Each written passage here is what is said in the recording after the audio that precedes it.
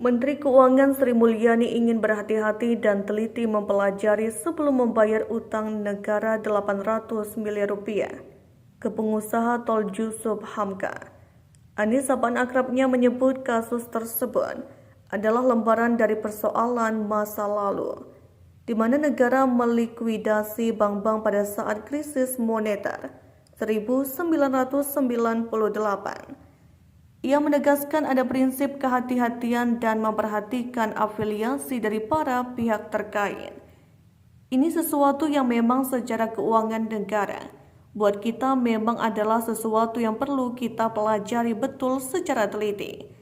Katanya di Komplek DPR RI Jakarta Pusat pada Senin 12 Juni 2023. Sang Bendahara Negara lantas menyoroti aset-aset bantuan likuiditas Bank Indonesia atau BLBI yang belum sepenuhnya kembali ke negara. Ia mempertanyakan negara masih terus ditagih oleh pihak terafiliasi ketika sudah susah payah menyelamatkan sejumlah bank di masa Krismon. Jangan sampai negara yang sudah membiayai belot dari bank-bank yang ditutup dan sekarang masih dituntut lagi untuk membayar berbagai pihak yang mungkin masih terafiliasi waktu itu, tegas Ani. Meski begitu, Ani tak menutup mata terkait proses hukum yang diajukan oleh pihak terkait, termasuk Jusuf Hamka. Namun ia menekankan masih perlu mengkaji betul keterikatan tersebut. Di lain sisi, Ani menyebut Satgas BLBI yang diketuai Menteri Koordinator Bidang Politik, Hukum, dan Keamanan atau Menko Polhukam Mahfud MD masih punya tagihan lain yang jumlahnya cukup signifikan. Sementara aset BLBI kita juga belum sepenuhnya kembali. Kalau kita lihat 110 triliun rupiah baru kembali 30 triliun rupiah rincinya. Kita menghormati tetap di satu sisi berbagai proses hukum, tapi kita juga melihat berbagai kepentingan negara dan kepentingan dari keuangan negara, terutama karena ini menyangkut hal yang sudah sangat lama.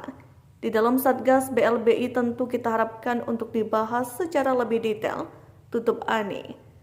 Sementara itu, Menko Polhukam Mahfud MD mendorong bos PT Citra Marga Nusapala Persada Tbk atau CMNP Jusuf Hamka menagih utang 800 miliar rupiah itu ke Kementerian Keuangan.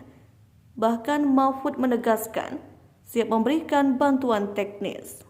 Sebelumnya Jusuf Hamka menjelaskan utang itu bermula dari deposito milik perusahaannya di PT CMNP di Bank Yakin Makmur alias Bank Yama, yang tak kunjung diganti selepas likuidasi pada krisis moneter 1998.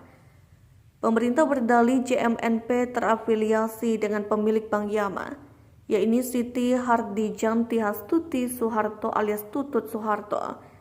Namun pria yang akrab disapa Baba Alun itu membantah tudingan tersebut.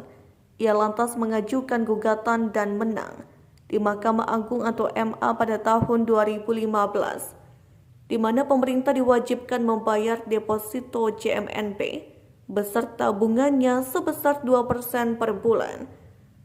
Jusuf mengaku dirinya juga sudah bersurat dengan DJKN Kementerian Keuangan sekitar 2019 sampai 2020 untuk menagih pembayaran utang.